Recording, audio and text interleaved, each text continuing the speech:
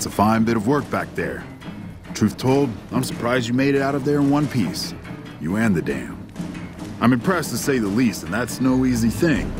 You've secured NCR's future. The administration sends its thanks for what it's worth. And we're glad to have you. And whether you're a soldier of the Republic or not, you're it in my eyes.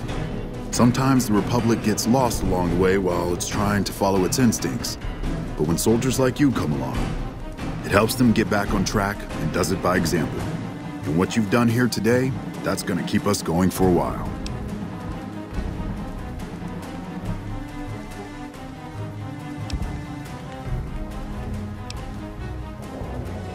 Of course not. You earned it. Rest up. Let us carry things for a while.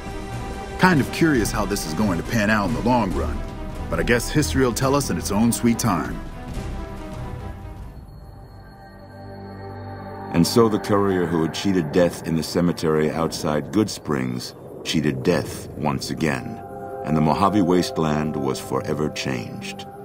The new California Republic celebrated its second victory at Hoover Dam, establishing definitive control over the entire Mojave Wasteland. Soon after, they negotiated terms to annex the Strip, Freeside, and many surrounding communities. The Mojave Wasteland, at long last, had entirely fallen under the NCR's banner. The courier, fair and even-handed in his dealings throughout the wasteland, was honored by the NCR for his support of the military at Hoover Dam. He was presented with the Golden Branch, the highest civilian decoration given by the Republic. Tabitha and Rhonda went east, through Caesar's land. Occasionally, tales of their exploits found their way back west, though few believed them. Eventually, the stories concerning the duo were collected and published, and proved to be quite popular with children. Invigorated by his travels with the courier, Raul once more took up his guns in memory of his lost Rafaela. Soon after, the Mojave was filled with tales of the ghost vaquero who hunts down those who prey on the weak. With the help of the gun runners, the Boomers developed a healthy trading relationship with the NCR. Eventually, the Boomers began wandering out into the wasteland while still preventing outsiders from entering Nellis. The Brotherhood and the NCR in the Mojave Wasteland declared an official truce, despite continued hostilities between the two in the west. As per their agreement, the NCR handed over all suits of salvaged power armor, and in return, the Brotherhood helped patrol I-15 and Highway 95. The peace with NCR served to ease Veronica's worries about the Brotherhood's immediate future. Still, a distance had arisen between her and her fellow members that would never be bridged. She began secluding herself in crumbling libraries of the old world, learning of promising technologies she knew the Brotherhood would never adopt. Their leaders destroyed by the courier, the fiends scattered throughout the wasteland. Without the organization of Motor Runner, Cook, Violet, and Driver Nephi, they were easy prey. After the NCR's victory at the dam, in part thanks to follower medical support, NCR allowed the followers to care for refugees as they see fit. Old Mormon Fort expanded its services and was able to aid more people, becoming a refuge for the less fortunate citizens of New Vegas. Arcade had hoped that Freeside would be able to remain independent of NCR rule. But he was glad that Caesar's Legion had been stopped at Hoover Dam.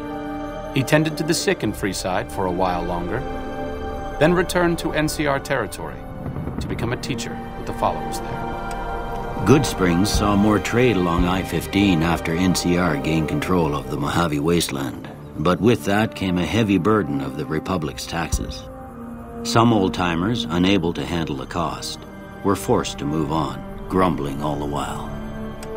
In the years following the destruction of Cassidy caravans, NCR used evidence of the plot to blackmail the Crimson Caravan and the Van Graffs. NCR enacted strict trade laws with little resistance, strengthening their supply lines and their position in the Mojave. Cass survived to see the NCR flag flying proud over Hoover Dam, and thought for a moment, this is what a hero must feel like. She was about to tell the courier not to get too proud of himself.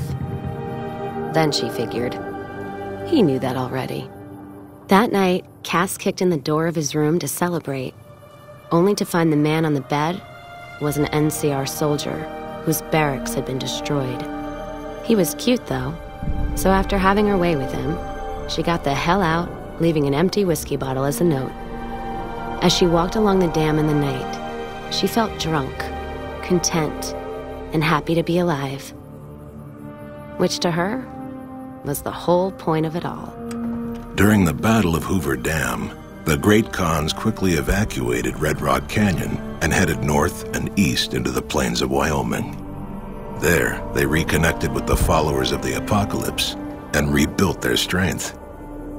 Bolstered by ancient knowledge of governance, economics, and transportation, they carved a mighty empire out of the ruins of the Northwest. Thanks to the Courier and Lily, a cure for the Nightkin's schizophrenia was found shortly after Dr. Henry's experiment concluded. Nightkin and other super mutants in the wasteland flocked to Jacobstown, and the town became known as a haven where a mutant could find peace. Encouraged by the Courier to take her medication regularly, Lily's mind eventually attained a semblance of clarity. Her memories dulled by the pills, she cast aside the recording of her grandchildren, no longer remembering its significance.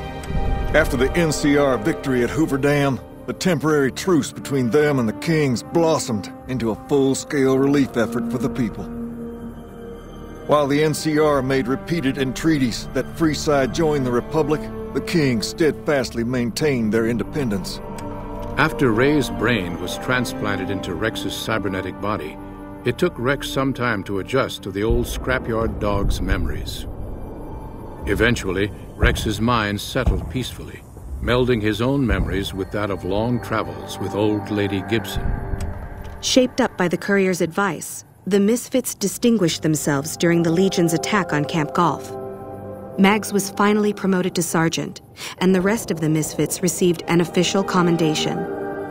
They continued to serve with distinction for many years. Though Novak was a low-priority target for the Legion, many of Novak's citizens died in its defense. In the weeks that followed, several bright followers returned to Novak to help restore its defenses, allowing it to remain independent of NCR. Looking for a place where he could be of some use, Boone found himself re-enlisting with his old unit. Though his regrets remained in his thoughts, they coalesced into a purpose, and Boone embraced it. With the dam firmly in their grasp, the NCR turned its attention towards wresting the correctional facility from Powderganger hands.